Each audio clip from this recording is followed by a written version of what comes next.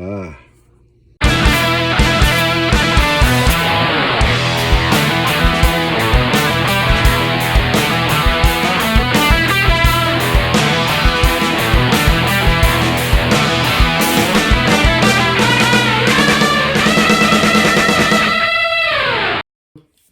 Hey, Hi there. how you doing?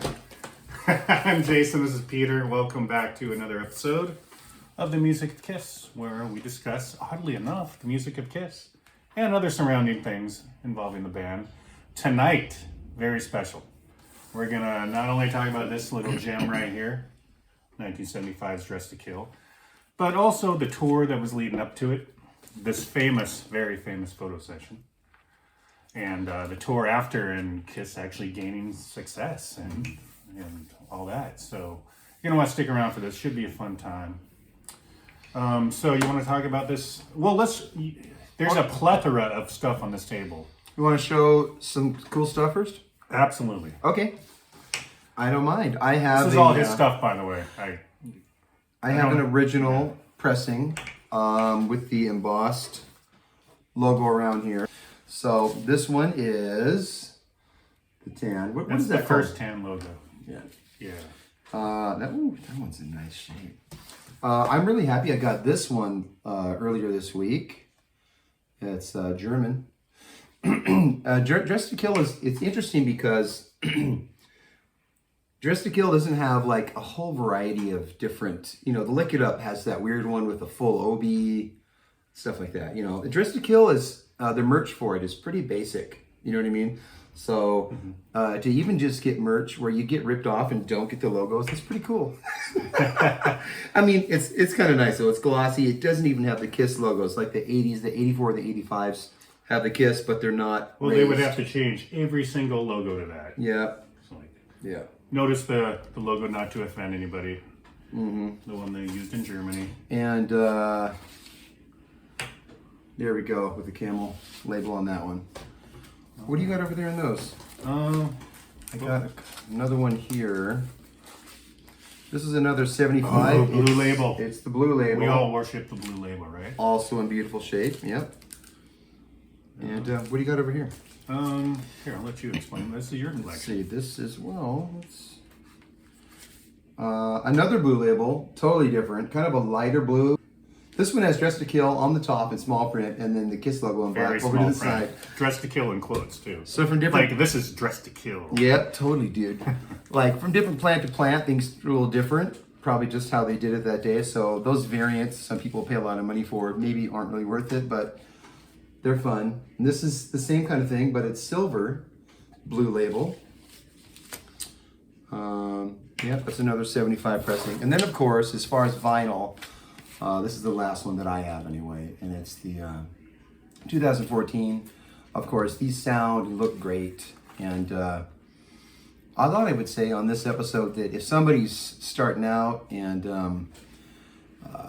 they don't really know what to get first, these, if you get these now, they're still, $20. Some of them are 25. Some of them are like, 16? Amazon, eBay. Some of the ones that are hard to find are the Alive 2, the Ace album. They're kind of expensive now. Yeah. Maybe because they just sold out, or why Alive 2 though? Is it just short run, or I don't know why that one's kind of more expensive these days. Well, now they just re-released it, so yeah. So, but these 2014s are really cool. They're not cool and vintage, but they do have all the stuff in them, and they sound great. they're official releases. I mean, sounds great. Yeah. They did a great job they do sound reproducing great. everything. Yeah. Okay. And then we got CDs. This is the 80s American CD. You can see that it's kind of instead of sepia, it's kind of a green thing they have going on, And of course, I love the simplicity of the original pressings on CD. Of course, that's how I first had them on CD. I had them on cassette and vinyl first, but... and this album in particular, the remaster, which is what I think Robert Ludwig remastered, it is a little louder and it is a little brighter and stuff. So this is one of the ones where there is quite a difference between the CD, the remaster, and the 80s version. Here's my favorite of the collection. Yeah, also we have the 8-track. Just looks so simple and cool And look at weird the track with the listing. black. It doesn't really. Read the track listing to the people. Oh yeah, check it out. Okay, so program 1, Ladies in Waiting is the first song. Anything for My Baby, Love Her All I Can. Program 2, Two-Timer Getaway, Rock Bottom Beginning.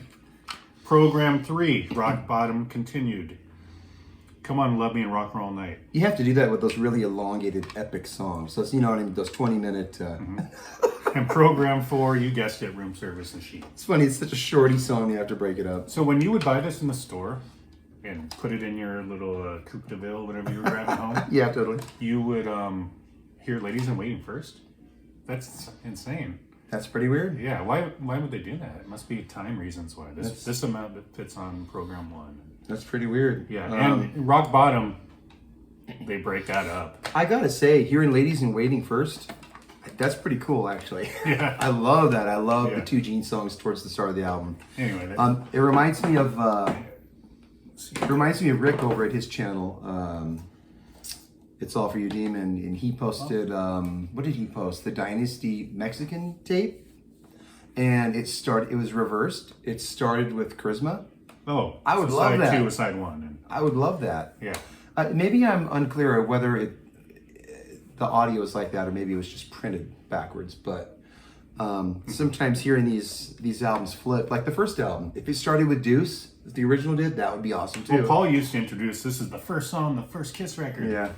No, Paul, you're wrong. So I wouldn't be complaining. And then a couple of little ditties. Got the 80s polygram version of the cassette, and then got this import. What is this? Netherlands, Belgium, I don't know, something somewhere. I can't remember right now. But got the cool green. Somewhere sticker on it. overseas. I have the Killers. I have the Killers version like this too. Yes. So, and it's got the full. It's got the full, kind of like the last version of the cassettes that came out in America are like this. The full. Okay, now Peter, I'm putting you on the spot here. Go for it. Which of these sound the best? What would you put on if you wanted to wear Dress to Kill in all its brilliance? I'm a vinyl fan for all the things about vinyl that are so cool, but consistency really isn't one. As far as the speed is the different at the last song than a little bit than at the start, and my particular record player changes speed when it wants when it's cold. So I kind of need a new one. So I end up going for the remaster quite a bit. Because Plus, CD? yeah, plus car and just whatever. I'm a CD lover just as much as vinyl, but the cassettes, man, in the bathroom, singing in the shower, you know what I mean? It's not about high fidelity sometimes. Sometimes you put something on like this, like an 8-track or a cassette, and I think I almost feel the music more just because I'm not listening for imperfections. Because I'm kind of a studio recording kind of guy, so you know what I mean. I get caught up in listening to that. Oh God, listen to that low end. You know what I mean? Basically, what you're saying is there's not a clear-cut answer. Yeah, there's not, but they're for all Okay. different seasons. You know what I mean? But the cassette is. Don't you think cassettes are just fun? You put it on, you rock out, and you're not thinking about quality. It's just like a kid listening to your transistor radio. You know? Yeah, I used to always buy vinyl first, but I'd always have to get the cassette version as well somewhere down the line. Right on. So yeah, Dress to Kill. So we've been talking about the actual labels and stuff. Let's talk about this album cover. Okay, so this is when it gets fun because now we're going back in history to 1974. Actually, October 26th, 74. Mm-hmm. It was a mild day in New York City. The long version. Yeah. Like my description of which audio I like better. Yeah. So I got really nerdy before we began here, and I looked up the weather on this particular day. He wanted to know the temperature I did. in New York. And what we came up with was the highs were in the mid-50s on this day, and the lows were in the mid to high 40s. So it was a pretty decent day for a late October in New York City. Winds were 9 miles per hour. But anyway, that's why they look so cool and casual. I thought the winds looked about 11. They're 9 per hour. Well, yeah. Paul's hair's kind of flapping. Yeah, it's true. His hair's being blown a little bit. Yeah. Okay, so I mean, I've seen outtakes from this photo session. We were looking at them earlier. Gary Coleman was there. Look in the photos, Gary Coleman / Webster. Yeah. We don't know. It's one of them. Yeah, it's one of them. We don't know. Anyway, I mean, Arnold Jackson, before Mr. Drummond took him up the streets, he lived on the streets of New York City. So Absolutely. It doesn't surprise us. Yeah. But yeah, look in the outtake photos. I'm going to guess that this photo was taken very late afternoon. Just because it kind of looks like the sun is starting to go down in these photos. So obviously you can't tell here, that's black and white. But so yeah. So it's probably, I'm guessing, about 50 degrees when this was taken. Okay. That's great to know. Yeah. That's great to know. So that's why they look so cool and calm. Look at Ace. He could not look more like laid back. I mean, it's Ace. Come on. Ace is cool. He could be cool in the blizzard, looking that cool. But yeah, the story goes. So Kiss, this, by the way, was not an album cover shoot. They did not think, oh, we gotta do our next album cover and go out to the streets of New York and stand by this lamppost. It wasn't like that at all. They were doing a photo shoot for Cream magazine. Cream out of Detroit. Not their first photo shoot for Cream. Remember the Cream duped Kiss into posing without their makeup. You posted some of that. Earlier in 1974. Yeah. Printed some of that. I mean. Yeah, that was the first like photos taken of Kiss without makeup.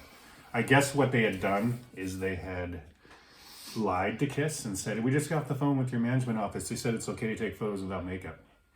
And it's kind of hard to believe that especially Gene and Paul would let that slide. Like, well, you know what I mean? At the time, they were naive. They were green. They didn't know any better. At the time, it wasn't really...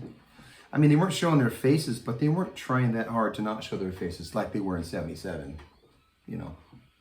Yeah, it wasn't like a huge thing. Like, yeah, they didn't have paparazzi all around and stuff like that. Yeah. So they've already had experience with Cream. So Cream comes up with this idea to do a Kiss comic, but with real life pictures. Yeah. And it was going to be in an upcoming... comic means like it was a 2-page spread. Yeah, I mean, short comic, yeah. Where they saved the world from what, folk music? Well, this is the story of the comic. So, Kiss are average people. They're that's where the suits come in, and they're looking at a magazine. They're like at a the magazine stand there on the side of the streets. They're looking at this magazine and they see that John Cleveland. Yes, that's a play on John Denver. Is going to be playing this show. And they just have to stop this, So they transform into the superheroes you see via a phone booth, all like Clark Kent. Yeah, right? if you look it up, they're actually jumping out of the phone booth. Yep. And they take over this John Cleveland concert. And people are expecting John Cleveland. They get kissed. Crowd goes wild. Orgy backstage. End of story. But this and then Gene at the end. Gene says, "Kick out the jams." Yeah. You think that they got the band wrong? Like, this is not MC5. Like, what's going on? Yeah. It should have been Rock and Roll All Night. Don't you think? It's a humorous. Says, "Kick out the jams." Well, Rock and Roll All Night hadn't came out yet though. So that's true. Yeah. Maybe he could say, "Let me go rock and roll" or something. Yeah. I don't know. Get your grandma out of here. Yeah, get your grandma out of here. But, so this photo was taken in the midst of that photo shoot. And by the way, the guy who did the photo shoot took all these photos, this photo, Bob Gruen. Mm-hmm. And some people might know, the famous photo of John Lennon with the New York City shirt, it's kicked back. Yeah, Bob Gruen. And other photos, he's did so many famous photos. But, and there's some controversy about this. Whose suits are these? Now, according to Gene, and Gene will be the first one to tell you, he's never did drugs or drank. Never been high in his life, except in a dentist chair. Yeah. I believe Gene in his recollection, although that's not to say he doesn't, stretch the truth out sometimes. But so Gene claims, and I've heard this, that these are Bill Coyne suits, all but Peter. Peter had his own suit.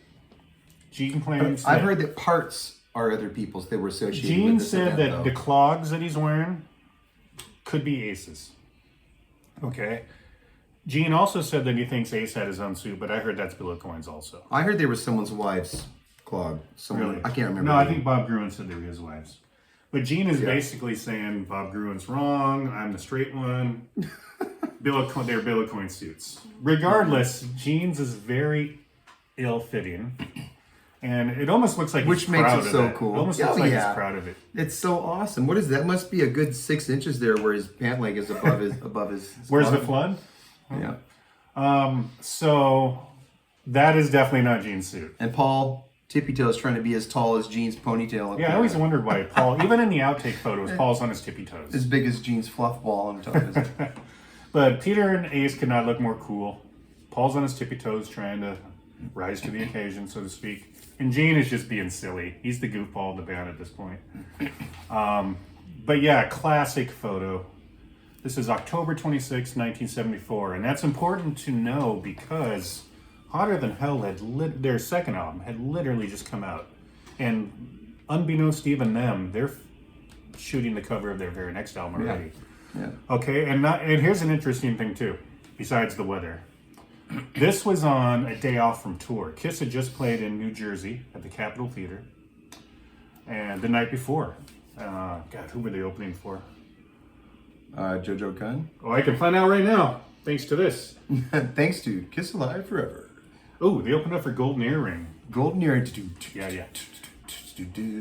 Yeah, so I'll just do that the rest of the time. the day before this photo was taken, Red I Love, they were opening for Golden Earring. So then they had a day off. They obviously go home to New York City, and they do this cream shoot.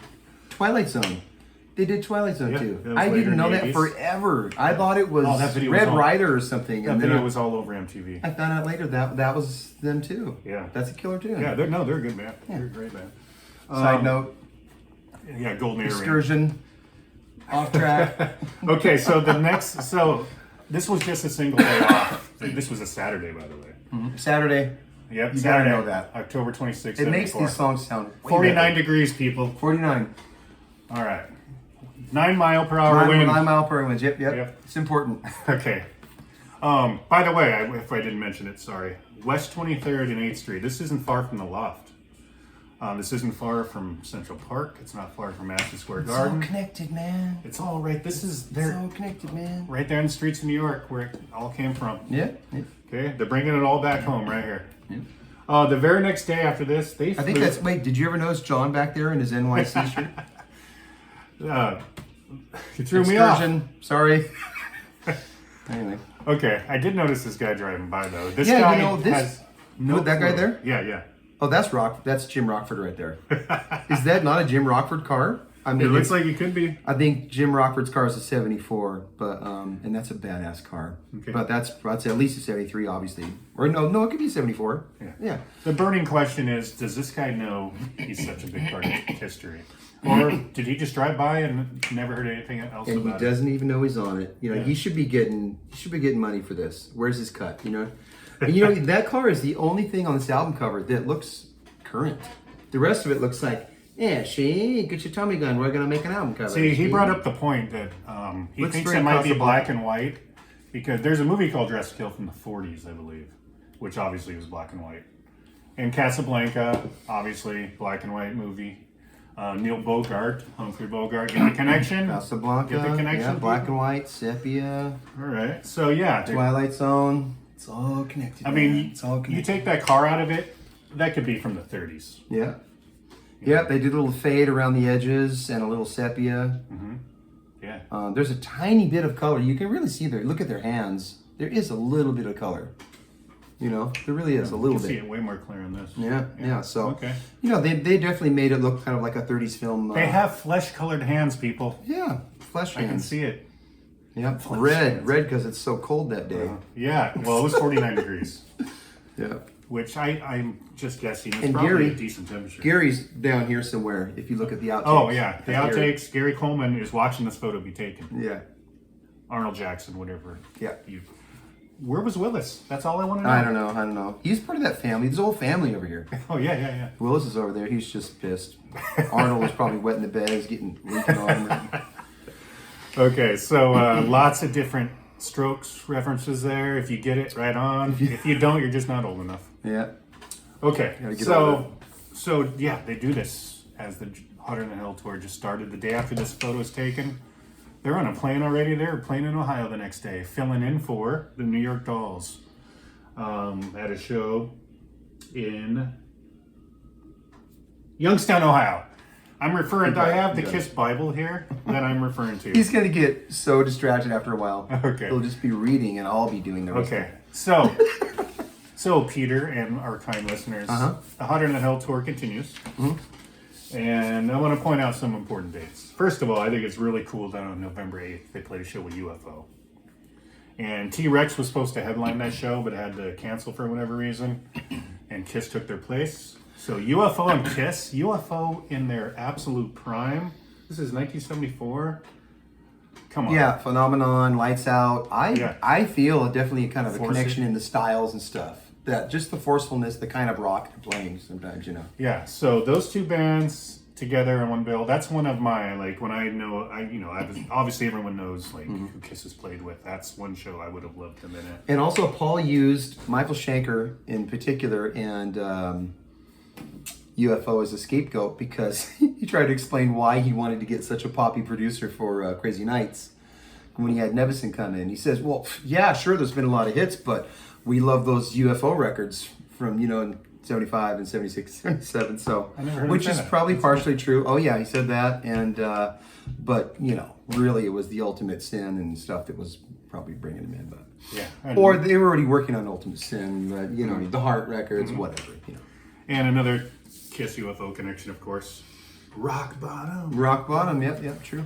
Yeah. So, hey, maybe that's where they got maybe the that's where they got the name from. November 74, Kiss does a show with UFO, who probably closed the show with Rock Bottom. Lo and behold, a couple months later, Paul writes a song called Rock Bottom. That's one of the highlights of this album. Who knew? Which we'll get to. Yep. Okay, another highlight, or maybe some would call this a low light of the tour. Low light, yeah. November 30th, 1974, from Fayetteville, North Carolina. Kiss are playing a show opening for Black Oak, Arkansas. Another amazing band. You want to go on for 10 minutes about them? Tommy Aldridge and all Yes. that, yeah. David Lee Roth knows about Black Oak, Arkansas. Yeah. Jim Dandy. Look it up, people. He stole everything. It's not the same person? So anyway, so they're playing the show. Well, they're trying to play the show, and Ace has a dental procedure that day. And he shows up before the show, and he's like a zombie. And they were going to have to cancel the show because Ace couldn't even hardly move. So it was one of those things like, do anything you can to make sure he plays the show. Kind of like in the Elvis movie. You seen the new Elvis movie? No, I haven't seen it. Anyway, so Ace did cocaine for the first time on November 30th, 1974. That's why he little get up and Yeah, go? cocaine was everywhere, was running rampant. And Ace did cocaine and got up, and lo and behold, the show went on. Really? Yep. That's what it says right here. Wow. I could read it verbatim. But yeah, so... A full connection. That's why we're doing it tonight. You know what I'm saying? So that's an important... This is my version of cocaine right here, by the way. that's an important... According to this, Ace, until this time, Yeah. straight beer. It says Peter didn't really do anything except some things some doctors prescribed. Okay, another important date, and I'm gonna blow the lid off some history right here. All right. It's always been I'm reported. waiting. Yeah. You've heard it. Gene used to say it all the time in interviews, maybe even Paul. We opened for Blue Oyster Cult on New Year's Eve, 73, 74. Exactly 1 year to the day. They were open for us. It was 2 years to the day, because on this New Year's Eve, Kiss were headlining with a band called the Raspberries opening. One of Paul's favorite bands. That was in Evansville, Indiana. Think what that must have meant to Paul. Seriously. He likes fruit like the next guy. I mean, Paul loves the Raspberries. They taste great. Yeah, on whipped cream, on ice cream, whatever.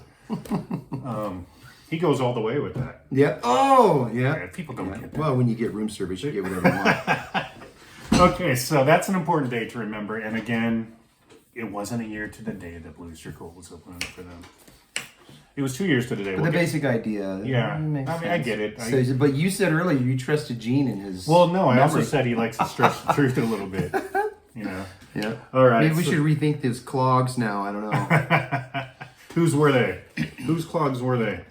Yeah. Okay, so that's I just brought that up because that must have meant a lot to Paul, but also very important. February 1st, 1975. Now we're into that glorious year of 1975. Kiss are playing the Santa Monica, I don't know, somewhere in Santa Monica. Civic Auditorium with JoJo Gunn. There you go. JoJo Gunn. And opening act, JoJo Gunn were the headliners, opening act Y&T, who were there then called Yesterday and Today.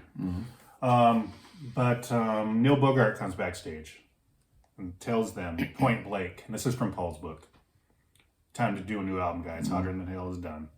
So think about that. They found that out on February 1st. The album came out March 19th. A lot happened in that month and a half. Oh my gosh, that's Remember, kids, they already had the album cover done.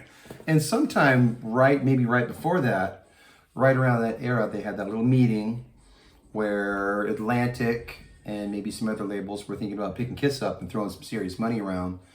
And they had a meeting with Kerner and Wise and everybody, and Joyce went back and told Neil, and he fired those guys, which is really why we have such a glorious sounding album here. Yeah, so another thing. It was all up to Dave Whitman, I guess. And but that's kind of what led to the fallout between Wise and Kerner. Yeah, and one more thing to note. So that was Neil Bogart telling them it's time to record. Another thing he added into the mix is I'm also producing. Yep. Because he wanted to get close. He kind of also wanted to get close to them and buddy up. And let's face it, to save money too. You don't have to hire producers. Yeah. Neil did it basically for free, and he brought in, from what I understand, a big pile of weed. Yeah. Yeah. So. Who knows what else? And from what I understand, also he really didn't do a whole lot. Maybe say I think you should do another take of that or whatever. I heard Dave Whitman, the engineer, took a big hand in things. And we looked up Dave Whitman. Both of us have at different times, and he did a lot of stuff. And he's done like half the Kiss catalog. He's done a lot of stuff. He did Creatures and Lick It Up, and I think he was on Peter's solo album. So was he there on the first demo? Did you look that up? Or? It wasn't listed. Oh yeah, it might have just been official releases. Kiss, they're like, okay, it's time to record an album. So they start writing songs. Of course, they only rehash two old songs, She and Love Her All I Can, from the Wicked Lester days. Not really a rehash on She because they've been playing it the whole time. Yeah, I mean, so it was awesome. I was thinking what fans must have, say you're a Kiss fan and you're seeing the Hotter Than Hell tour, and they do She, you'd be wondering like, how do I get that song? Yeah, what's that? That was a killer song. Yeah. To wait on that song in particular, to wait on that one that long, that's kind of weird. In hindsight, it's like, whoa. Yeah. You know, it's like, that would have fit right in on Hotter Than Hell, I think. But we've mentioned this before. It's about Beatles. It's about White Album. It's about variety and balance and stuff with them, because they're not just a heavy metal group, and that's one of the things I like so much about them. That's what's so special, you know. There's that, they want to keep that variety in there. They don't want to have Deuce and, you know, all the heaviest songs on the first album. They want to have... Yeah, definitely. They're so cool because they have dude come in and play piano on Nothing to Lose. Acoustic piano. You know what I mean? Yeah. They're definitely not going for Black Sabbath 100% of the time. And kind of to expand on what he's saying, it's kind of cool that they were kind of put on the spot, like, it's time to record an album. And they did it in such fast fashion. That's why we got some of these songs. That's why they probably use She, because like, well, we need songs. What do we got from the past? Well, we've been doing She live. It's time for that. Love Her All I Can. They weren't doing it live, but it's a Wicked Lester song. It's a great song. So they did that one, and then they wrote songs in the studio. You know, as Paul said, like they would write a song. I'm gonna guess like Anything for My Baby's a good example. Gene and Paul would write it in the morning. Peter and Ace would come in later on. They'd record that day. I mean, that quick. This album went quick. So this is February 75.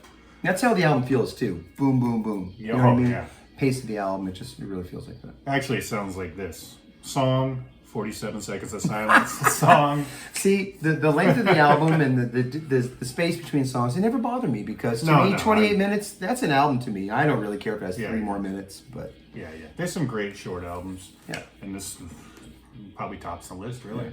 Yeah. But yeah, to what we were saying is the album is so short. Most of the songs are 2.5 minutes, maybe close to 3, but that they really put a lot of space between the songs to fill out the album.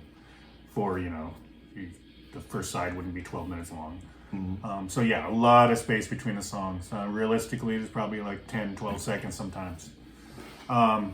So we're gonna get to the track by track soon, but so they're recording in February '75. Dave Whitman is the engineer. Assistant engineer George Lopez. No, not the drunk comedian who got kicked off the Kiss Cruise. He did. He did? Yeah, he's Paul's friend though. So Really? yeah. He was like the MC of like their question and answer thing, and he was just got kicked off. He was wasted. What? They threw him off the ship? Yeah. Like literally? Like he's kind life of preserver style? Like, Yeah. he's out there still? Shark He bait. hasn't resurfaced yet. Shark bait, yeah. Okay. So anyway, George Lopez, again, not the comedian, was the assistant engineer, and Neil Bogart was the producer. We'll use that term loosely. Oh, and Kiss. Co-produced by Kiss. But the thing is, Neil, let them be them. And that's really all I have to say. He let them be them, you know what I mean? And that's what we want. I mean, we all love Destroyer, we love Dynasty, we love, Vinnie Ponce, all that stuff, but I think a lot of rockers' love for Kiss is Alive and Creatures, and where they're just them playing and it's just heavy and rocking. So he let them be them. I think he probably controlled the song lengths. He probably said, don't go too long because we want these, you never know which one's going to be a hit. You know what I mean? Yeah. Like they didn't think Beth was going to be a hit. No. They didn't want it to be, or most of them in the band didn't want it to be. So like, he probably focused less on like quality and layering of things, but he probably wanted them to make sure they have nice, good hooks, to the point, short songs. And so that's what he brought. And Yeah, he has that's why we love it. Bubblegum pop, music background. Yeah. He was the singer himself back in the early 60s. Look up the song Bobby. What did he go by? Neil Scott? I can't remember his Yeah, I think it was alter Neil ego. Scott. Yeah. He had a hit called Bobby. It was one of those teen tragedy kind of songs. But all that going into this album, I think that's why we love it so much. Most Kiss fans love this album. You hear them talk about Dress to Kill, Rock and Roll Over. There's certain favorites in the Creatures of the Night, in the catalog Alive, of course. But studio albums, I think this is one of them. And my feeling has always been, I've mentioned this to you before, but I always kind of think of this, not that the first two albums are imperfect, really, necessarily. Some people think Hotter Hell is for obvious reasons Hotter Than Hell, but the first perfect Kiss album. I mean, just the recording quality, it's got a really nice tight sound. The performances, they're just really on it at this point. They truly are. And the recording is really great. And I've kind of always thought of this as something really crystallized at this point. It's the first perfect Kiss album. Yeah, so I was driving around listening to this today, and I've been listening to it a lot lately. And certain things Peter would do, I would just be floored by. And Me? Yeah. Oh, thank you. And I remember thinking, Peter's he's like the hero of this album. He's like, but then I'd hear a guitar solo by Ace. I'd be like, no, I think it's Ace. Then I'd hear some bass line by Gene. I'd be like, man, listen to him play that. Listen to him play. You know, and Dude, Paul, they're so good on here. You can't pick an MVP of this album. Yeah. Like, they are on. Just Paul's vocals on this album. He's just really powerful in this. Yes. Absolutely. And since this album is obviously so good, I have a little something I'd like to read, Jason.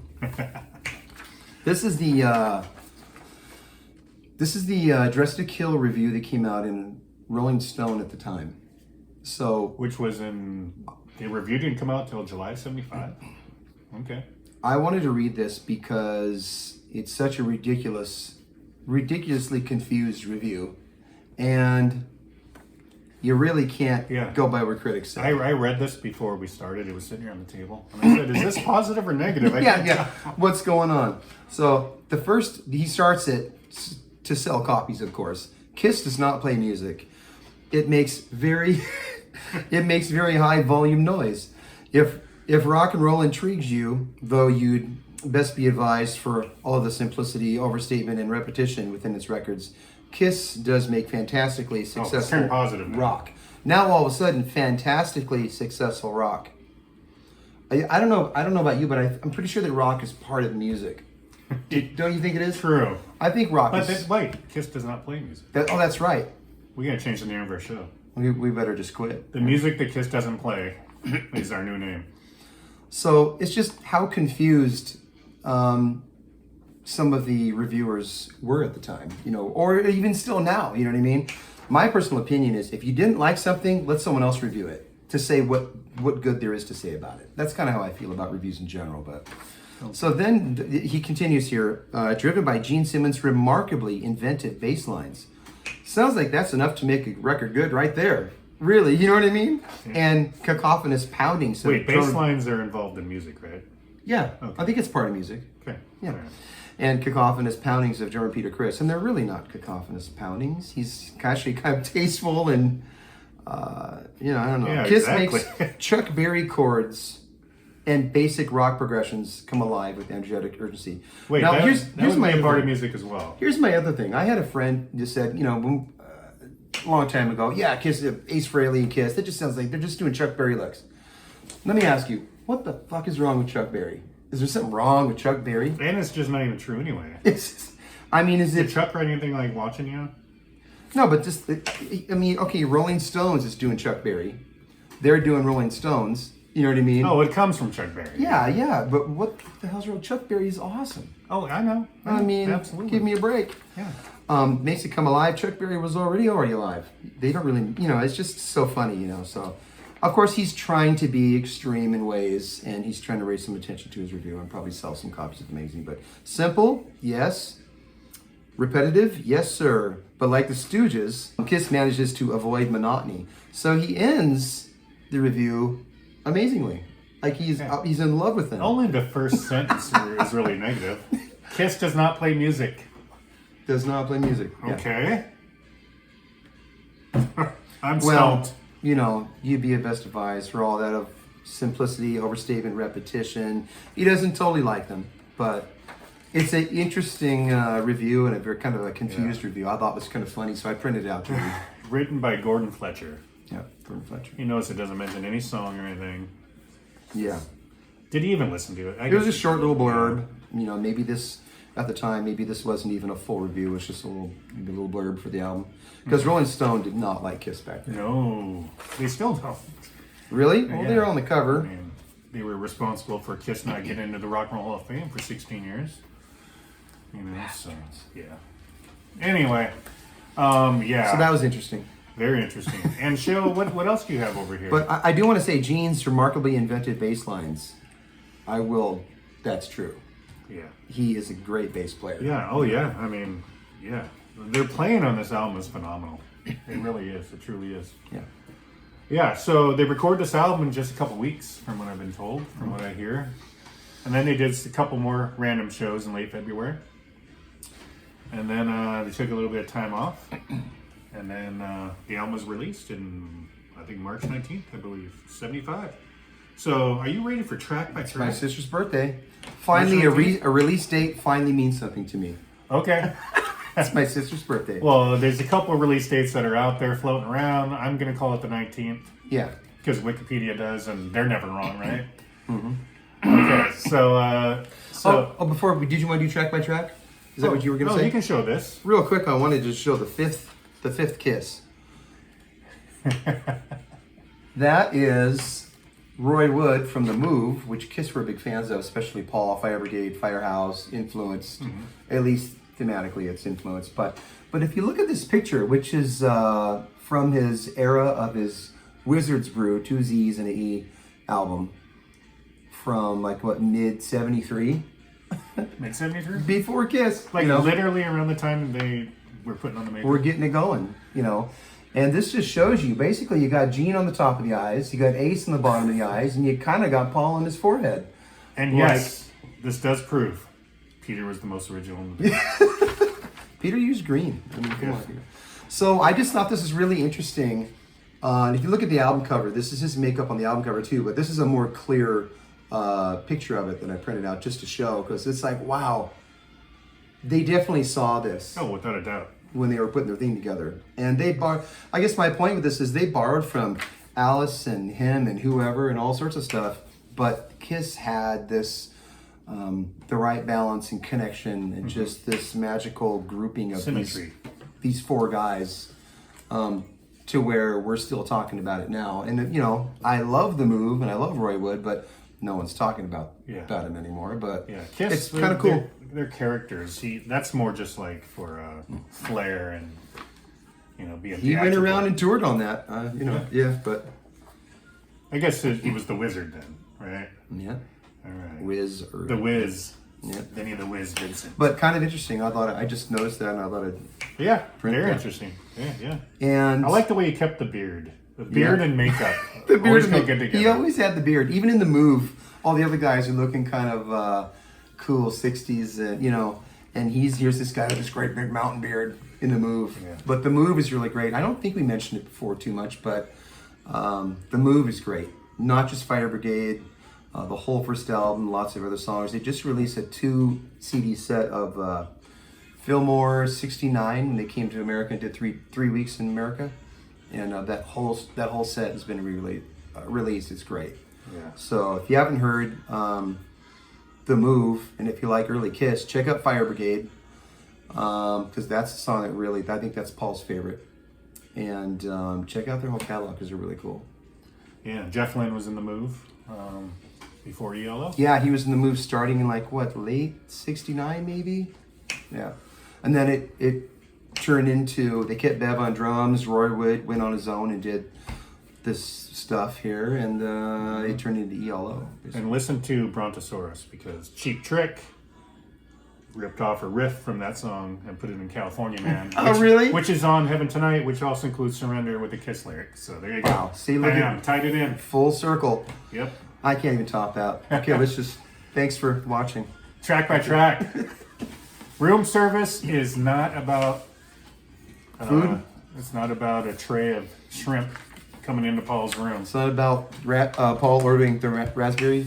It's about women welcoming Paul with open arms and open legs. Oh my God. His kids are in the next room. I gotta be quiet. That's fine. Yeah, so let's face it. I was thinking about this. Paul, by his own words, grew up a chubby kid. He had one ear. You know the whole story. You've read his book. You've heard everything. But all of a sudden, he's a rock star. Yeah. And he's getting room service. Yeah, he's getting buffets every night, if you know what I mean. So he's a kid in a candy store, and this song celebrates that. It's just a joyous song about life on the road and the women that made it pleasurable. Gene has his own room service coming up here in a few songs. And he has plenty of room service type songs, doesn't he? Yeah. But yeah, this is Paul's ode to the women on the road. And even if some of them are 16, come on, Paul. Paul, come on. Second album in a row, by the way, that mentions a 16-year-old. And there'd be another one coming up in the future, about that. Great song, great album opener. I'd like to point out, I'd like to say the name Chance Pittenger at this moment, because our little Kiss tribute we had with Chance was Paul. He was our Paul. Yeah, him singing this song was like, that's Chance right there. Yeah. It's probably his idea to do it too. How many Kiss tribs do room service? Yeah, exactly. Cool. Yeah. Exactly. But Chance, we love you, man. Yeah, man. Thanks for all the support and everything. And so room service, the perfect album opener, I guess. Okay. It busts right in. This review guy was right for this song only. These are Chuck Berry riffs. And Heck yeah, or Stones riffs to the yeah. Yeah, Stones, Chuck Berry, it's all the same, right? Mm-hmm. Keith Richards. That's rock and roll. Keith Richards' God was Chuck Berry, so. Yeah. That's rock and roll. Yeah, it's a great song written by Paul. So next up, we have two Gene songs in a row, which to me are I almost think of them as like a pair. Yeah. So two-timers. What do you have pair. to say about two-timer? Two-timer? Which ironically is the second track. I just love Two-Timer. I love how it comes down there. And then that little intro comes in, cowbell, mountainish.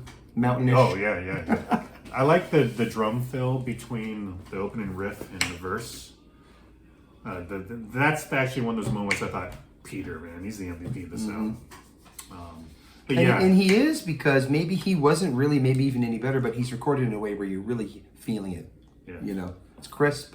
It's punchy. He's got a great drum sound on this album. I remember playing with this album in my friend's garage. BJ, my friend BJ. And we had this album cranked up, and I was playing along with it. And, you know, how old was I? I was probably 18 or something. And I do a drum fill, and I come in a little off sometimes. And Peter is so solid. He does his big fills. You know, and he comes in. He's got such a great consistent feel, you know. And he keeps it loose enough. He just really has a great feel. And I noticed on this record myself, when I was trying to play with it, when I wasn't very good, that he has a great time, you know. Yeah, I've always considered this to be one of his best albums. It's pretty much him doing what he wants too.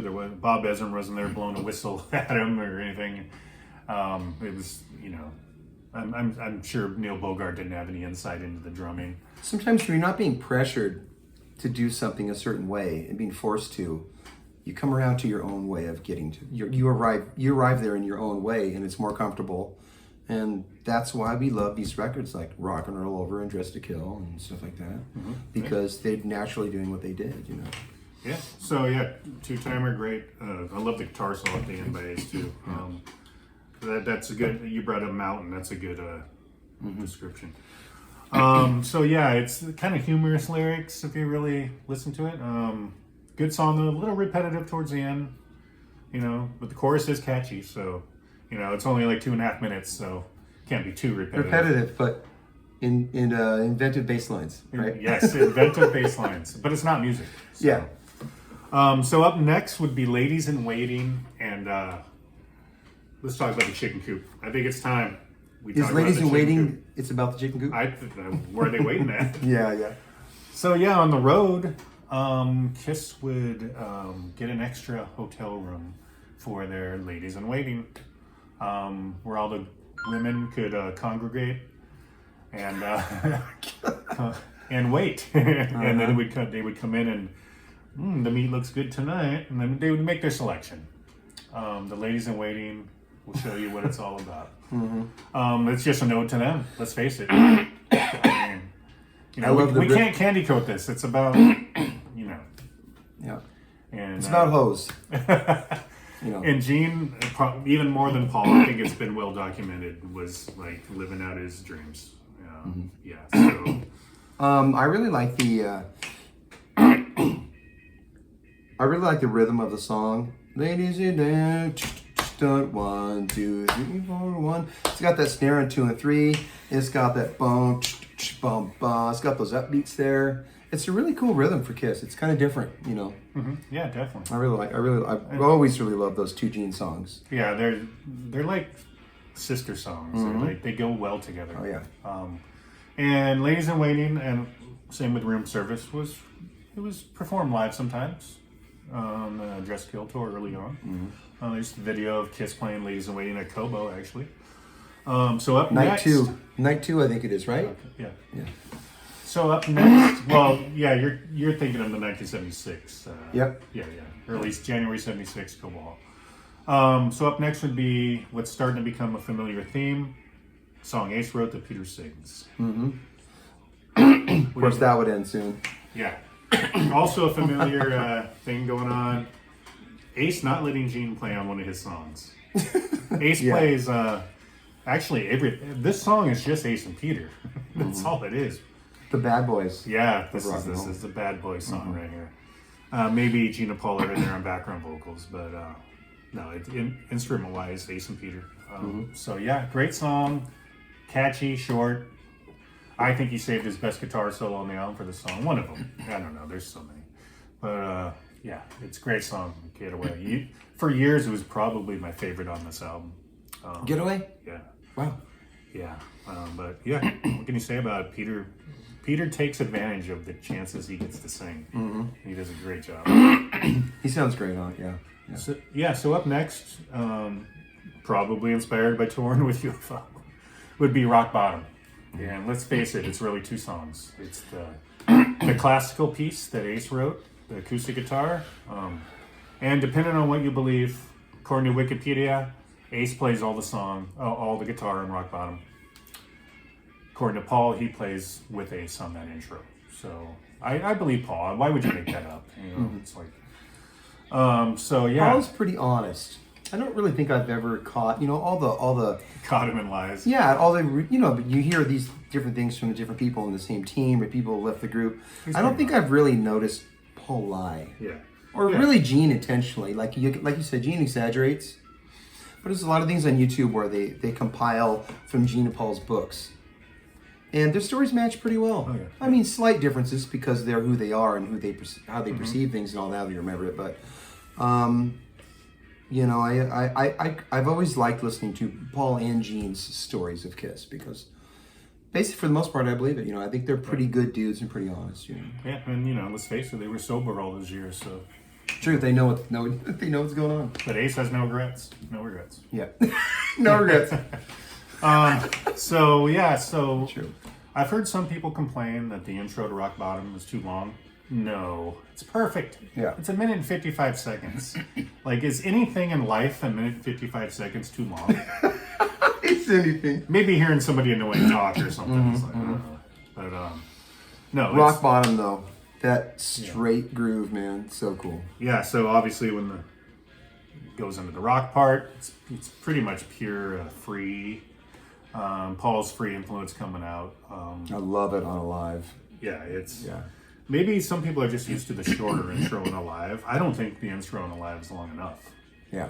Yeah. But yeah, it's classic Paul. I mean, So yeah, nothing bad to say about that at all. It's a perfect ending to side one. All 13 minutes of it, right? Yeah.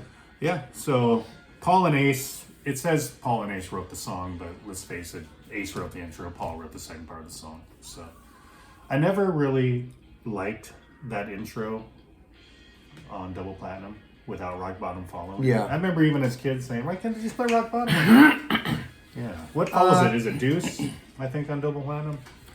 Double Platinum's not my favorite No. album. We talked about maybe just reviewing that, grouping it with something else possibly. It's hard to review a lot of it positively because the original studio versions are just better. Yeah, I'm sure we'll touch upon it at some point. Got to do it. I mean, right? it's cool. Yeah. I love the cover. I just love the whole yeah. era. So I love the sound of it and everything. But Yeah. how do you get better than a Bob Ezrin mix? I don't like the way they sped up Firehouse. It's like Chipmunks Yeah. version or something. Yeah. Don't like it. It sounded fine. That's the first from way. the second Christmas Chipmunks album, Is isn't it? it? Yeah. Chipmunks do Firehouse. Yeah. Coming up next is Come On and Love Me on side 2, opening up side 2. After you flip over the platter. This was some of Paul's favorite songwriting. In his book, he mentions that Lyrically, he he really like the way he wrote the song. It just flowed out of him. He said he can never repeat that again. Yeah, sometimes you're just in the mood, And they are great lyrics. I remember when I was a kid, because I'm a Capricorn too. I was like, yeah, me and Paul are Capricorns. Yeah, totally. I love that he's kind of breathy on the chorus. Come on, and love me. Yeah. And then He's seductive. yeah, it seduced me. There you go. Some of the live boot you hear is like, "Come on and love me." He's just like he starts screaming that, but I like it on the album where it is kind of subdued and kind of moody. Yeah. Kind of different for Paul for a chorus, Yeah, and we should have mentioned that during the recording of this album, somebody, we don't know who, mentioned to Paul that BTO, Bachman Turner Overdrive, uses acoustic guitars to kind of fatten the sound on their records. So Kiss took that and ran with it on this. There's a lot of acoustic guitars buried in the mix. Not so much on this song. It's More is pretty better. Yeah. On Come On and Love Me, they're pretty prominent, actually. Yeah. And you know what that was influenced by? I read they were influenced by the Moody Blues Question. Oh, really? Yeah. Oh, yeah. And- Yeah, just a driving acoustic song. Other than that, the songs really have nothing in common. Yeah. Besides, they're both great. But yeah, Come On and Love Me. They thought enough of it to make it the second single, and which didn't chart, by the way. Fail. And they also recorded a video. They recorded a video in 1975, just a performance video of that and Rock and Roll Night, which was the first single. That footage is so cool. Yeah, that was in Detroit, right before the Kobo show, actually. Not at Kobo. I think they rented out another, maybe the Michigan Palace. Yeah, what theater was that? Yeah. Was it the Michigan Palace? Yeah. That's actually where the cover of Alive was shot, too. But yeah, Come On Love Me, great song. Obviously, it's on Alive. They didn't do it live for a while. They brought it back here and there, but didn't really. It wasn't a staple in their set for much longer after live. Anything for my baby. So cool. So this And is, also, to me, that's a sister song with Love Her All I Can. yes, For Paul absolutely, songs. Yeah. absolutely. Written by Paul. This is probably one of those. Wrote it in the morning. Ace and Peter come in later. They record it. No guitar solo. Very catchy song. Very similar groove to Rock and Roll All Night.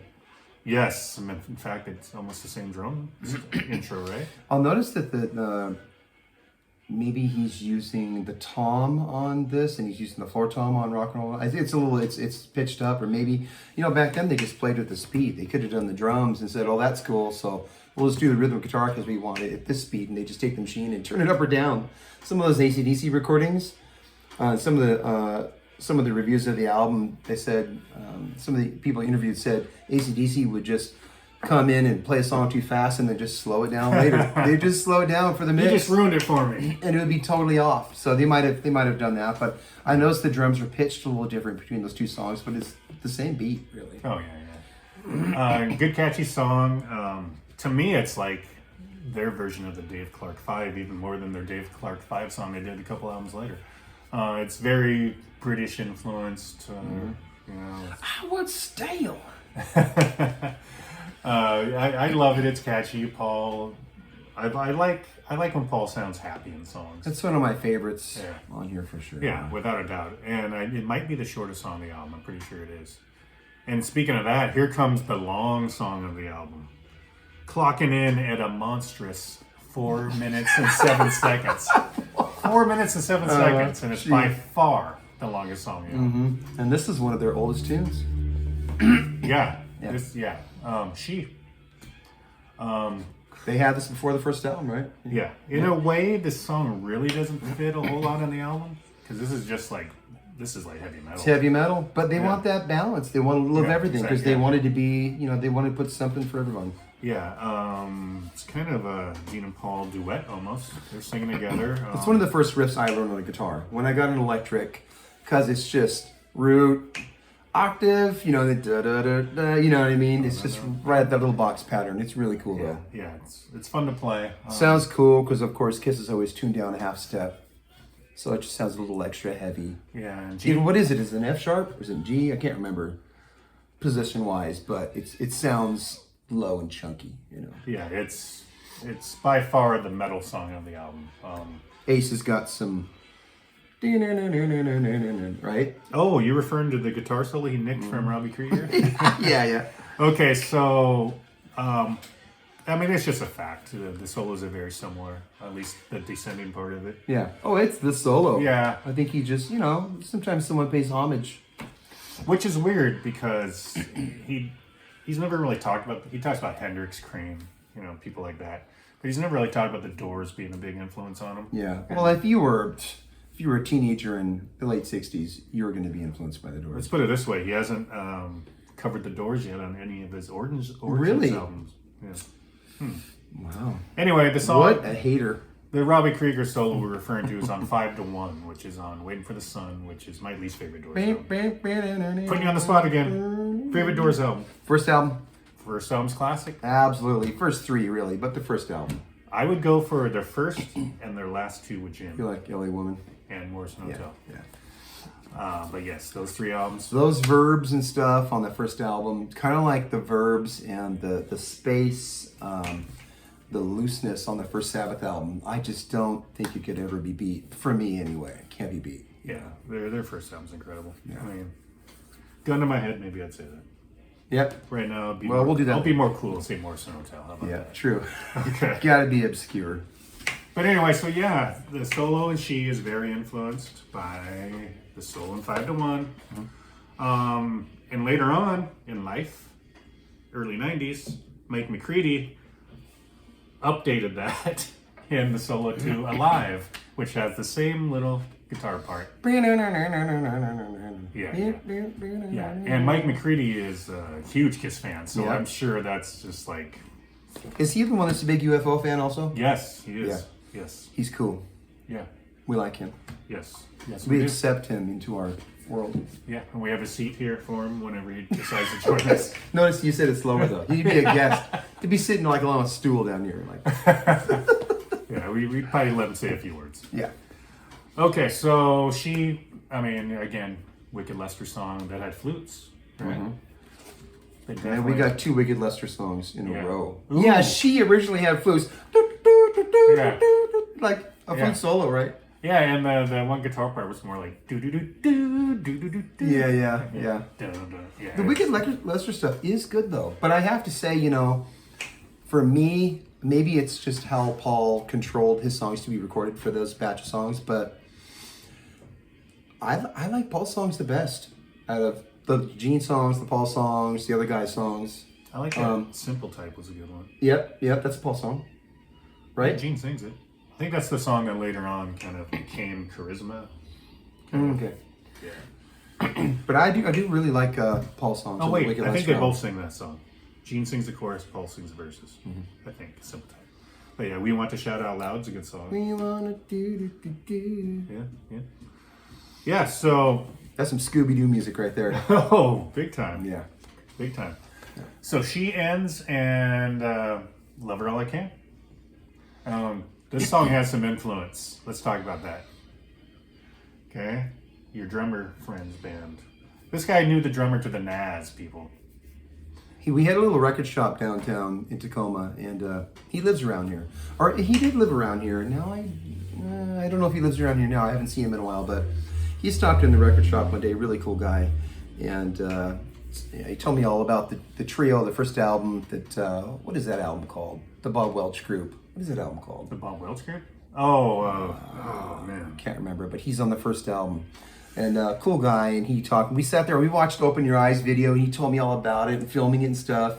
It was way cool, but yeah. And did you realize then, wait, this song is like how influenced Kiss was for that? Yeah, so Love Her All I Can is directly influenced by the Nas song Open Your Eyes. And that Move CD I just got this week, that double, the Fillmore 69 set CD I mentioned, they open with that. Really? They open with that Nas song. Wow.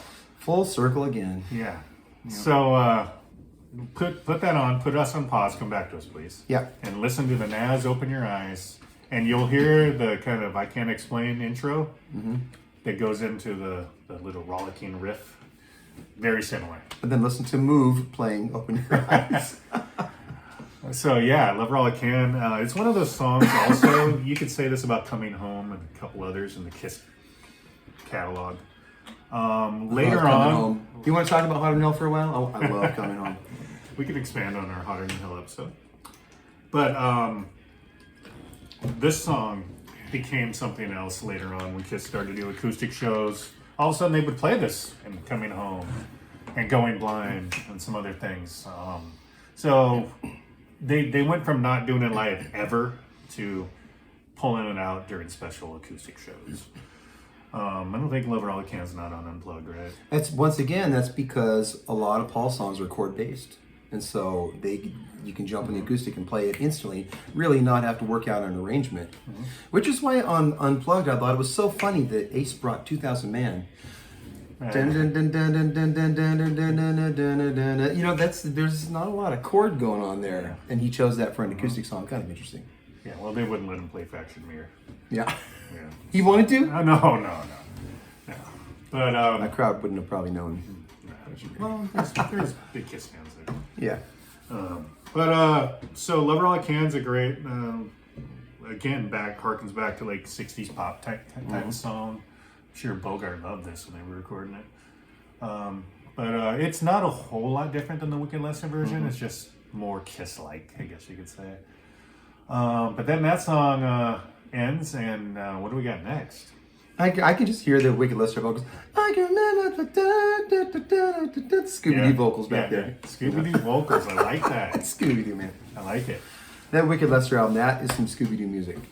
Put it on a Scooby-Doo episode from the first season, and then just put on the Wicked Lester album in the background. It makes perfect sense, I think. Yeah. It's probably what they were going for. Yeah. Could be. Rock for All Night, people. NITE. Is that, are Is that a Kiss song? I'm not sure. Is it rock and roll? Yes. What'd you say? Yes, it is. It's a rock and roll national anthem. Oh, I think I've heard that one. Yeah, so again, that drum beat, they brought back the drum beat from Anything for Your Baby, right? Anything for My Baby.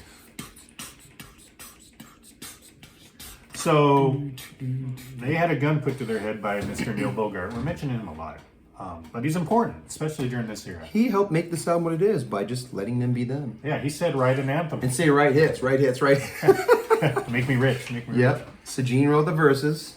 He said, write an anthem. Gene had a song called Drive Me Wild. Paul came up with the chorus. They put stuck those them together. together.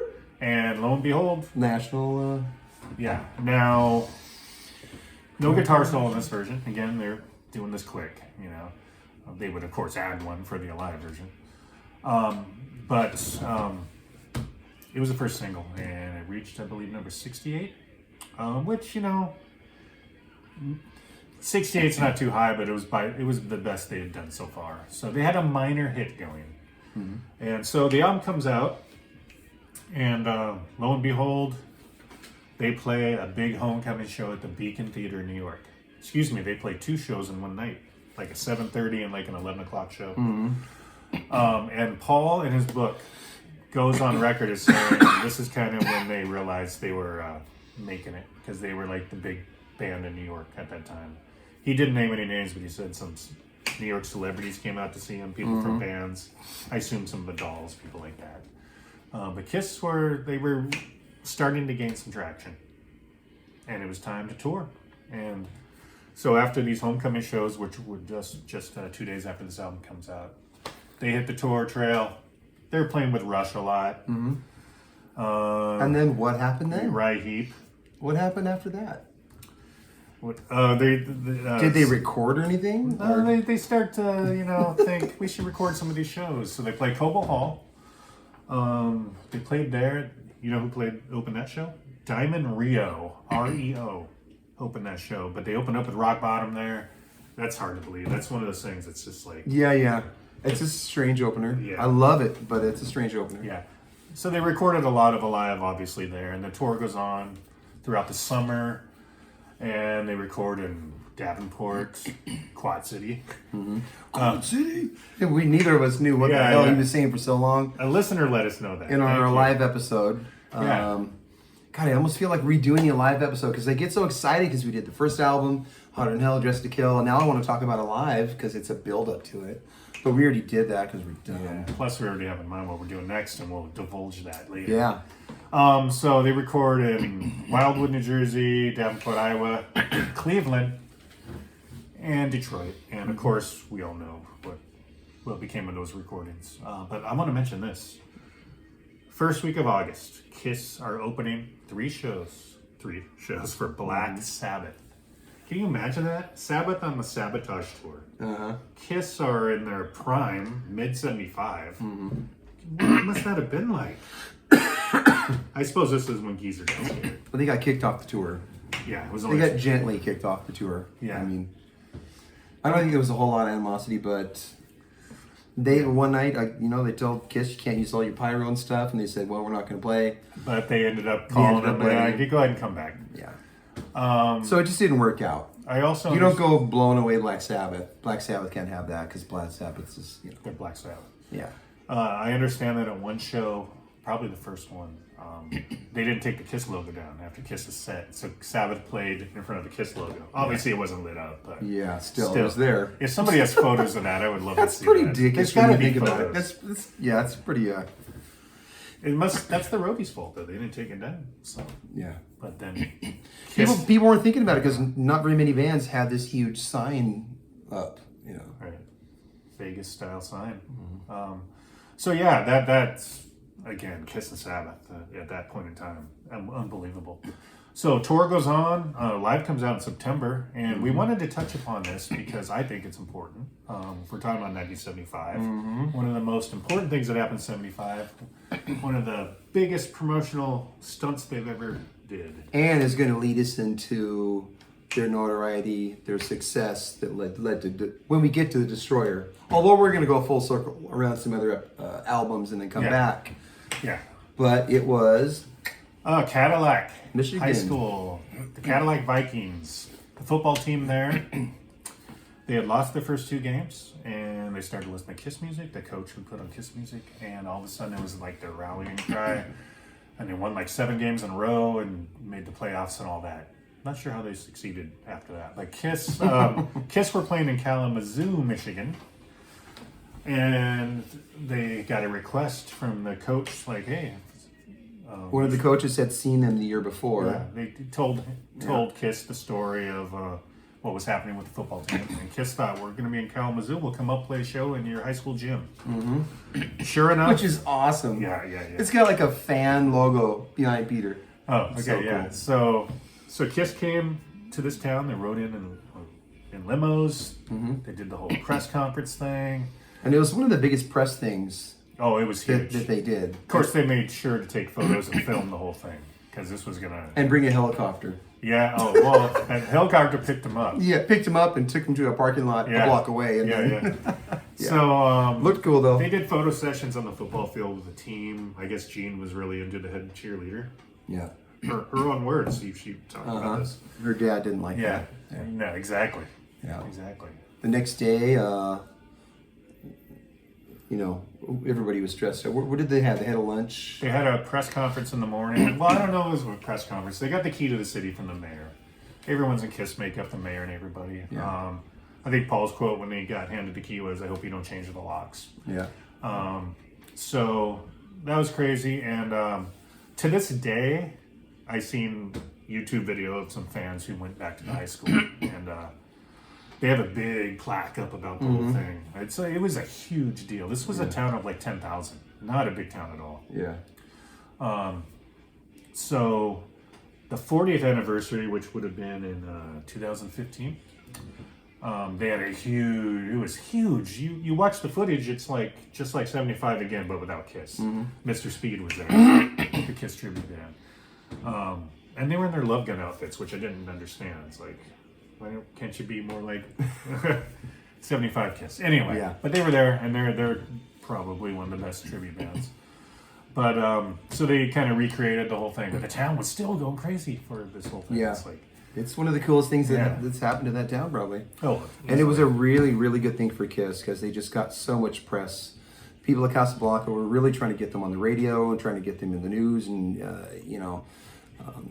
that really did it. That really really brought some awareness to the band. So. Yeah, it's one of those, it's a publicity stunt. I have an idea. Has they said, I read this thing last week that said Gene knows where the last show is going to be. It's going to be in New York, probably, right? I would have to say so. Wouldn't Cadillac. Wouldn't it be amazing if they had it in that auditorium at Cadillac, just kind of like, do their big last show, but then their actual final show for like 300 people in that auditorium? Yeah, there's so many things they could do. Yeah, but they won't. They'll do a big show somewhere, and they'll. Well, from what I understand, Kiss, let's face it, they're almost done. They're about to announce their final shows. I heard 15 shows. So you think they're gonna spread it out? Only 15 more? That's what I heard. No way. Well, they have 30 shows booked Wow. right now, but they're gonna add it on the final 15.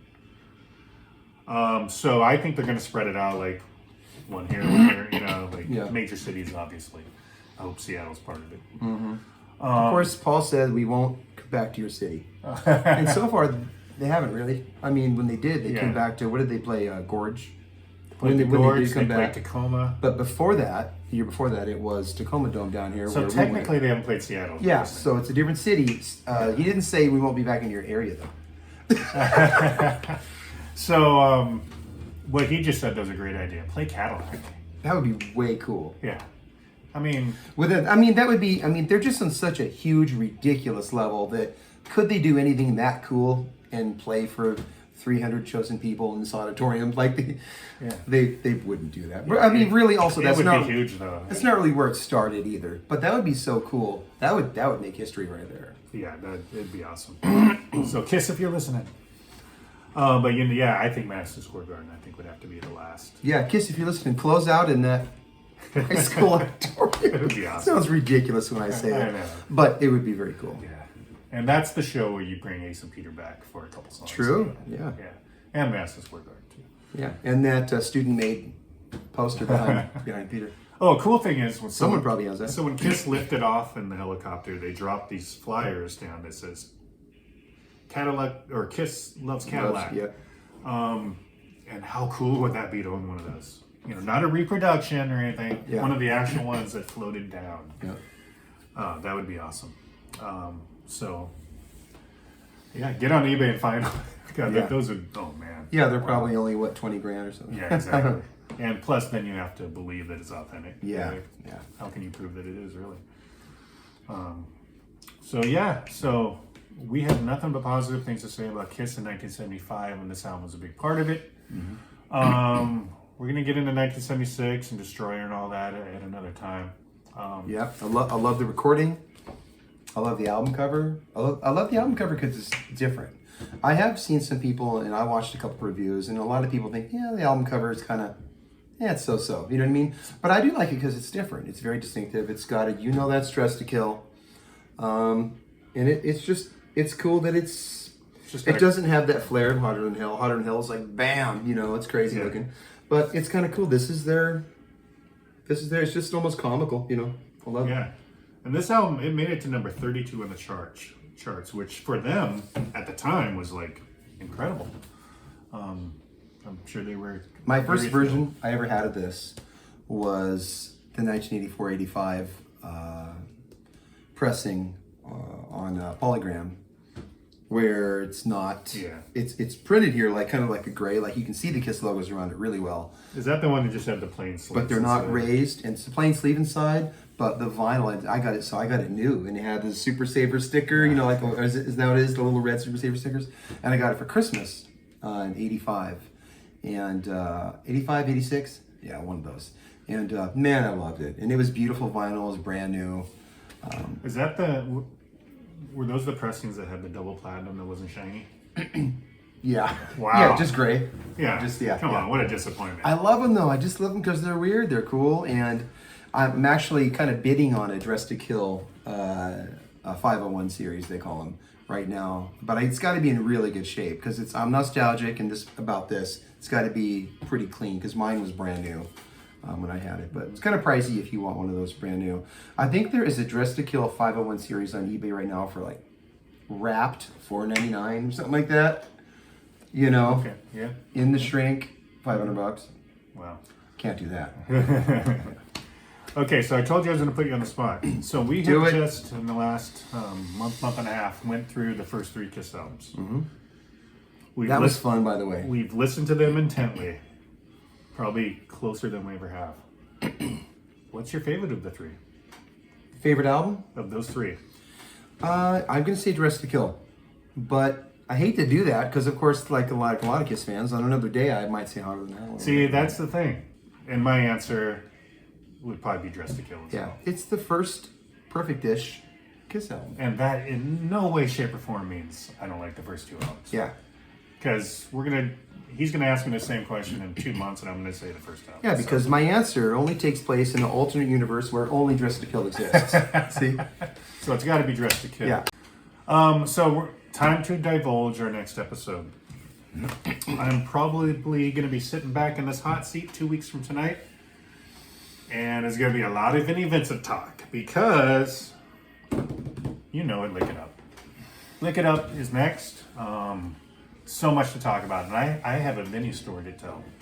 When I met Vinnie Vincent, me and my buddy met Vinnie. Whoa. Yeah, I haven't told this story yet on film. It wasn't during the Lick It Up here, it was later on. But that's coming up. A lot of Vinnie talk. A lot to talk about. The unmasking, the tour. The album. Oh, and a special story about a guitar player that Paul called during the tour because he wanted him to replace Vinnie.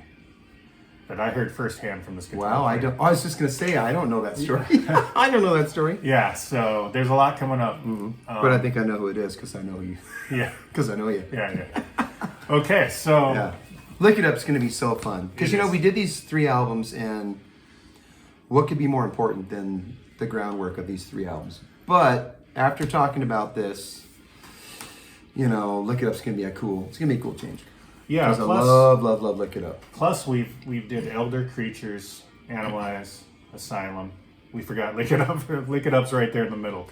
We have to We have to do it. And So, I'm going to give it away right now. My least favorite song on Lick It Up is... lick it up. There isn't one. Fucking awesome album. We love it. So, But yeah, if I had to say Lick It Up. Ironically, if the you're title like, track, I but don't know what those guys are gonna think of Lick It Up. We love it. Just Yeah, tell me totally. right now. yeah, so So, outright worship of Lick It Up is Yeah. coming to you next. Thanks for watching. I'm Jason. This is Peter. yeah, take care.